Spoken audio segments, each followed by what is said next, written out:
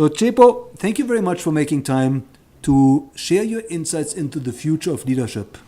But before we go into leadership, can you tell us a little bit more about your own journey? Where did you grow up? Sure. I was born in a small town in Pretoria North, and I grew up in a place called Hammanskraal. It's in about 20 kilometers away from Pretoria, and that's where I spent most of my life. I went to a farm school, primary school, and I migrated a couple of times around the South African townships for my high schooling.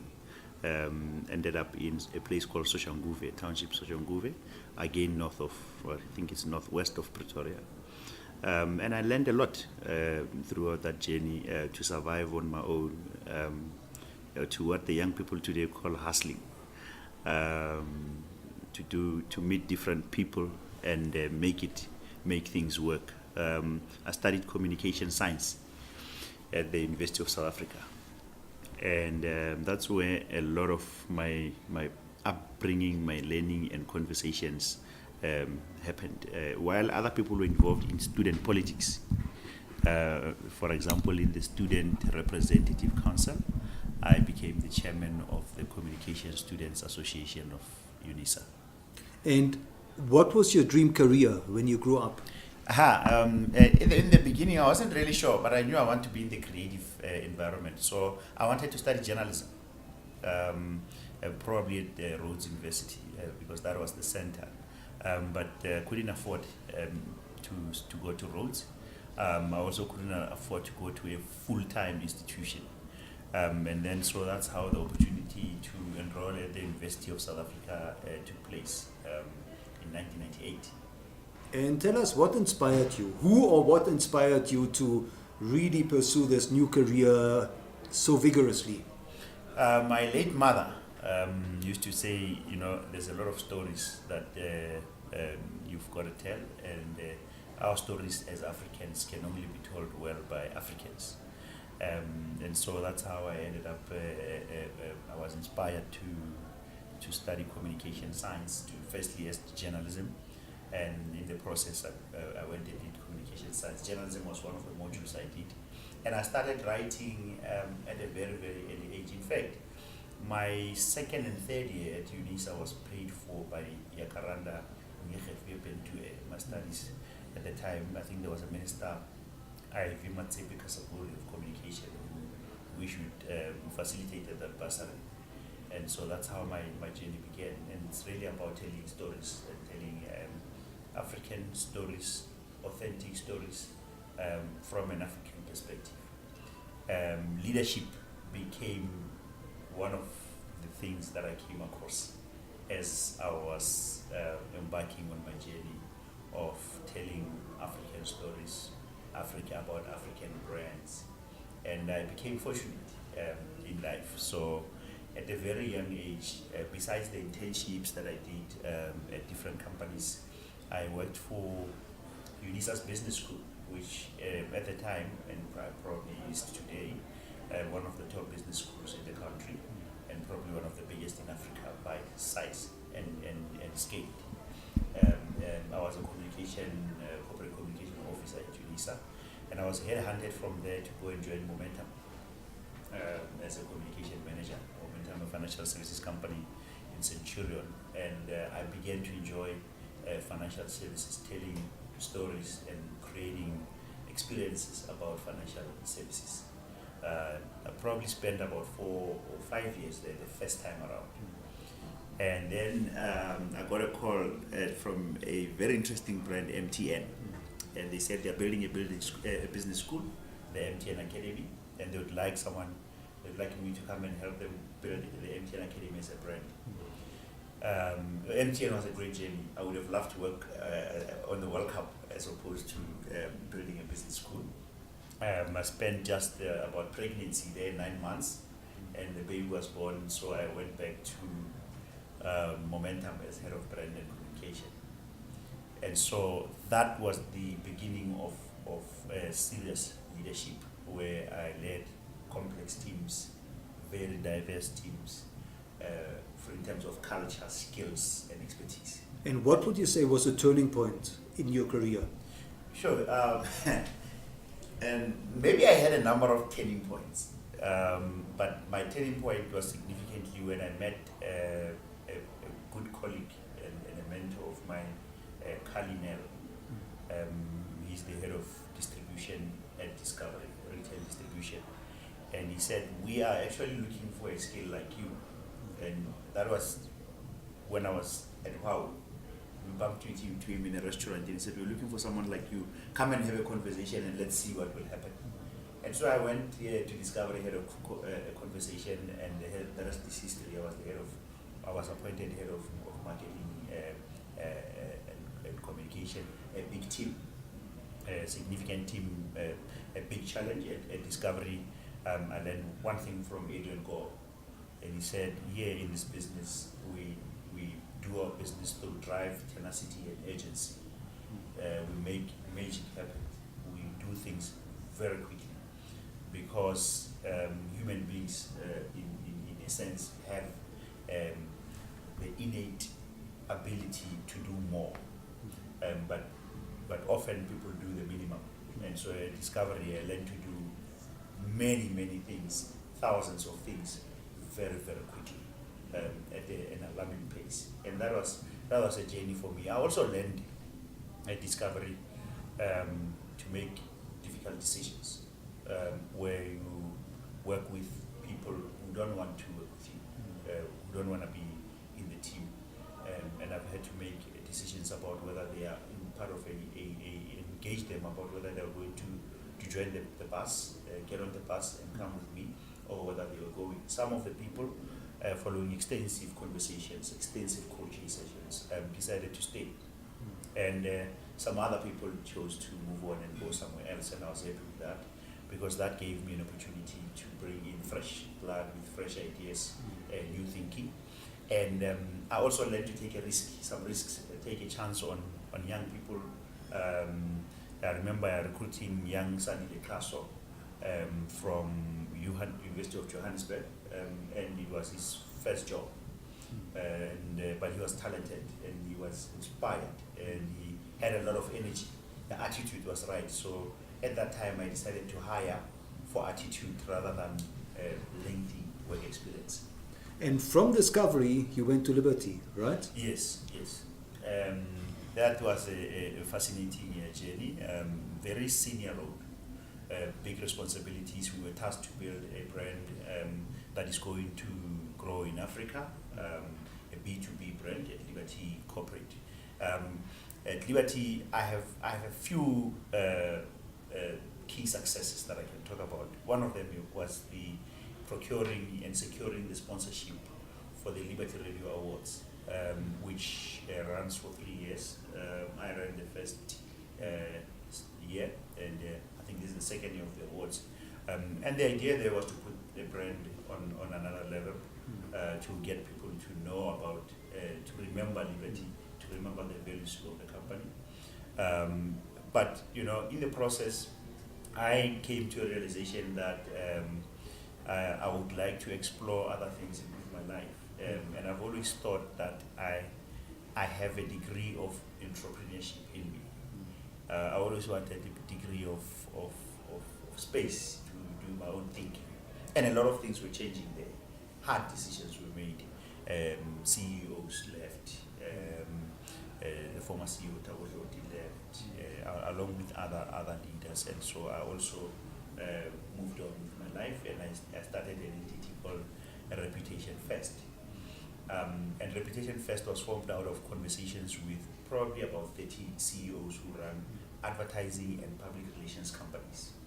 And I realized a gap, that in South Africa, at least, there was no South African locally brewed and African, truly African agency that provides strategic thinking on reputation management, that can walk into a boardroom and provide a board with insights on how they can shift their reputation from just average or where they are into levels where they build significant trust with stakeholders. And it is that trust that forms the core of the business that I run today and what I do today. And today, Tshepo, you are working with the FPI, the Financial Planners Institute. Correct. Can you tell us a little bit more about the scope of your portfolio? Yeah, so at the FPI, I'm the head of brand and reputation. The FPI as an organization represents just over 10,000 financial advisors in South Africa. So the scope of work and the contribution to the South African economy in terms of the work that we do is significant.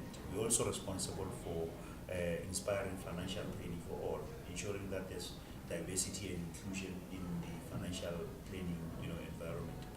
My role entails driving the FPI brand, the Financial Planning Institute's brand, engaging with financial advisors, driving public relations and communication campaigns, and then helping them lead a formidable team, and for the FPI to be seen as a credible source of insights and expertise on financial planning in the continent. So that's the mandate. So Tshepo, what would you say is driving you today? Today, I mean, there are many things that are happening around the world. There's the geopolitical issues that are taking place in the US, in Europe. The politics is making us think and think again. But what drives me is that in Africa we've got unique problems. We've got a lot of people who don't have access to water around the continent. We have serious poverty. We still have a significant number of children who go to bed without food. We still have children who have no education. So for me, as a leader and as a business leader, I think that there's an opportunity for us, and what makes me wake up every day is no longer to complain about the negativities in Africa, but rather to come up with solutions, and for Africans to speak a little bit more about themselves with confidence, but also for Africans to innovate and do practical things around the continent, tangible things like opening a bursary scheme for a few number of students to go and get educated. I'm inspired by the work, for example, that are done by the African Leadership Institute, where they take young potential entrepreneurs and they put them in a room and they train them for a year or two, and out of that comes innovation and practical solutions. So for me, what's inspiring and what will take us forward is for us to stop focusing on the negatives that, for example, US President Donald Trump was making about the continent and its leaders, but instead to focus on solutions. What can we do ourselves? And what can we do ourselves to invest in the African Union? Because if you invest on your own in the African Union, you'll actually drive the African narrative, because you don't have a master somewhere else telling you how to drive your own continent. So I think it's time. It's time for us to use our own skills and expertise. And there are a lot of natural, or rather cultural insights. The whole discussion about collectivism is a strong element of the way we think and the way we do business. And I think if we tap into some of the ingredients, we are likely to make a greater future. Now, Tshepo, let's talk about leadership. What does the future of leadership mean to you? Sure. The future of leadership for me, the leadership of the future means that we have to be authentic. It means that we have to be honest. It is not so much anymore about power, but it's about shared value, creating value for society, creating value for our customers, and lastly, prioritizing the shareholder. And those principles, I think they apply across different business segments, whether you're in the private sector or public sector. When you create long-term value for people and for society, you create sustainability. It means that you are worried not only about yourself today, but you also worry about people who will be here 2 decades from when you are alive, and people who will be here when you are no longer alive. So I think leadership really means that we have to be authentic, we have to care, and we have to genuinely care, not just care about our own pockets or our own successes and our own egos. Because if you observe what's happening around the world, and here in South Africa and in Africa, a lot of egos have taken societies down, and they're taking society's narrative in the wrong direction. I think there's plenty of opportunity if we focus on leadership as a genuine mechanism to change the world. And Tshepo, when you speak to future leaders, what is it you tell them they should focus on for their own leadership? Sure. I think they've got to be, besides the natural things that I spoke about trust, honesty, and integrity. I think there is a serious wave of the fourth industrial revolution around technology, which is going to change the future and the way we work and the way we live and the way we interact with the world. And on that, I would expect a future leader to familiarize themselves with the opportunities that advanced technologies present, the opportunities that we can explore life in other planets.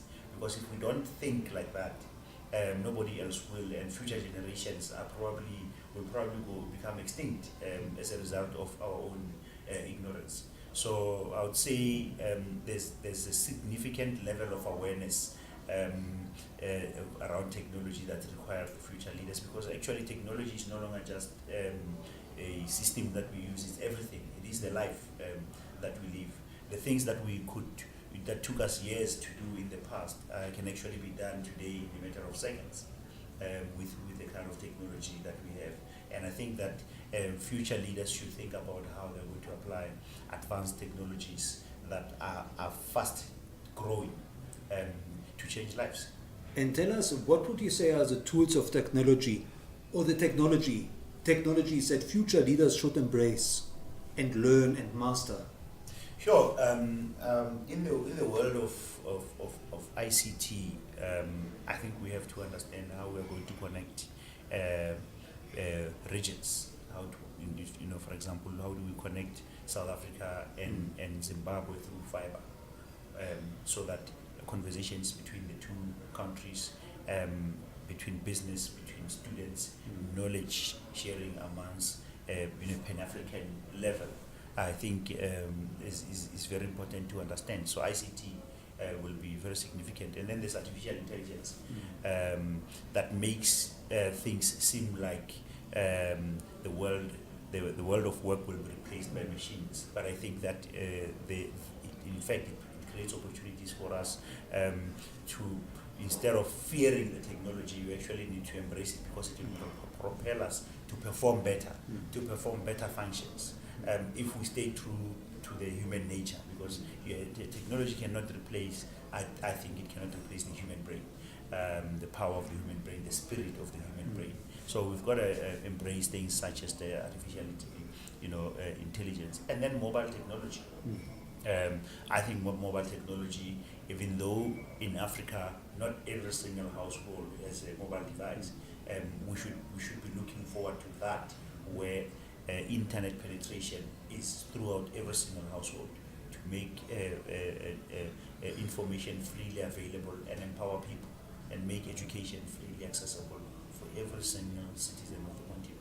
Those are some of the technologies that I think we need to talk about. I mean, I hear a lot of talk about nuclear and nuclear energy.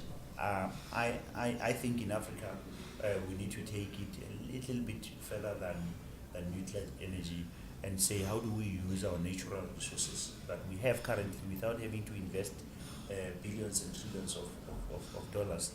How do we unleash what we have? How do we create more energy with what we have, so that we can do more for our people at a cheaper rate? And we'll spend money when we generate money out of our own resources. And tell us, Tshepo, when you speak to future leaders, how do you advise them should they go about building their own brands, their personal brand, and what social media tools do you suggest they should use for personal branding? So firstly, the classical note says a brand is a promise fulfilled. So firstly, they have to have a clear purpose. What is it that their personal brand is about? My personal brand is about reputation management, and helping companies create clear reputations for themselves. So what is your brand promise? I think the second thing is that a personal brand is authentic. A great personal brand is authentic. It tells the truth, it is honest, but it's self-aware. So you must be aware of your capabilities. Don't punch way above your weight. If you are not an athlete, you can go and exercise for fitness, but accept that you are not Usain Bolt. So a true brand is authentic. And then there's a question about consistency. You have to find the niche of what you are really, really good at and be consistent at it. And then lastly, perhaps importantly, there's a question of community. Who are the networks that you're keeping? Because they say, tell me who your friends are and I'll tell you who you are. So you need to associate with the right people. From a social media engagement point of view, sure, there are plenty of opportunities, but in a professional and in the context of leadership, I would say you don't want to ignore the potential of leadership, of LinkedIn, because LinkedIn just gives you that door to speak to other leaders globally that you wouldn't ordinarily have access to had you not been on LinkedIn. In fact, I've seen that I've met some great leaders, both locally and internationally, whom I've only met through LinkedIn. And then you've got to have a presence on Facebook, a solid presence. You've got to tell your stories visually through Instagram. And then constantly engage in conversations on Twitter. Those 4 platforms for me are key and functional. If you've got time and the capacity to produce video content and share clever content on video, then LinkedIn, YouTube is a massive opportunity. And there are other things. I mean, you can, if you have time, you can also set up your own radio station on SoundCloud and other platforms. So for me, it's a question of time. If you do it, you have to have the time to do it. But if you don't, you're likely to find that other people will own your name online. So my message is for leaders to own their names and own their own brands. In fact, I'm in the next couple of weeks investing in a resource that really just manages my personal brand online, and I'll give them insights about my life, and I'll contribute quite significantly, but they will help me drive my personal brand every single day, because I want to control the message, I want to control what people say about me and how I'm positioned online. I want to control my views. Lastly, you must Google yourself, and that's what I urge leaders to do, is Google yourself and see what comes up, and then create a picture and say, well, what do I want to come out when people Google me in the future, and work on it. Now tell us, Tshepo, you've been mentoring and inspiring many future leaders. Can you maybe share with us a success story where you mentored somebody, Yes. and that person took your advice to heart, Yes. and went on to achieve great things? There are a number of people, but there's a young guy, William Lebohang Somo, and he's the corporate communication officer at the Department of Primary Education, if I recall. And William, I was doing a talk in Mamelodi at a primary school or high school, I think, many years ago. I don't remember the year, but he was unemployed, and he told me I had matric. I passed with a matric exemption, university admission, but I don't know where to go from here, and I'm unemployed. And I think he didn't have parents who were employed. He's from Limpopo, and I encouraged William to go and visit CNA in Menley. I remember the specifics, and he went to CNA in Menley, and he walked out of there with a retail job. And the next step was go to the University of South Africa and inquire about communication science. And he went there and inquired, and he registered with NEFSAS for the government scheme for higher education. And today, I think he is either completing his honors degree in communication science, or he has completed it, if not completed. I know he graduated a few years ago, and he works, he's a government communicator, and I'm really proud of that conversation. And Tshepo, who are the role models of leadership that you would suggest future leaders should study and maybe take a leaf from? Leadership is complex. There are many of them. I mean, as I speak to you, a lot of names cross my mind. But if we talk about brand leadership, I would say someone like Tebe Ikalafeng is good to watch. And of the brand leadership, I would say someone like Tom Peters is good to watch in terms of brands. If we extend it to humility, I would say someone like Archbishop Desmond Tutu is someone to observe, having been in difficult circumstances under the segregation system in South Africa, and yet remaining humble and remaining focused on the purpose in life. And I know that many people might frown at this because this is an admired leader, but I must say the humility of former President Nelson Mandela, and the purposeness, the decisiveness, the boldness to make strong decision, persistence, really is something to observe. Those for me are some of the leaders that I observe. Of course, there are millions of others and hundreds of others. So, Tshepo, how can people get hold of you? How can they connect with you? On Google, my name is Tshepo Matseba, Tshepo Matseba, and they'll find me on LinkedIn. They can also find me on Twitter, and I'm accessible on Instagram with the hashtag Tshepo. But if you Google my name, all those things will come up. But LinkedIn is probably the better option. Would LinkedIn be the platform to follow your thought leadership? Oh yes, absolutely. So I publish a range of thoughts, mainly around leadership, brand leadership, communication, reputation management, and of course personal brand. And last but not least, Tshepo, is there one piece of advice that you would really like to convey to future leaders on how to manage their personal leadership on a daily basis? Yes, so there is a quote by Arlis that I enjoy. He says, if you can, be first. If you can't be first, create a new category in which you can be first. So my advice for leaders is every single day, instead of competing in existing markets, look for the blue ocean, a new space, create new opportunities, because technology allows us to create new opportunities, to innovate, to think differently, that it does not have to be the way it is. We can look at it from a different perspective. Well, Tshepo, thank you so much.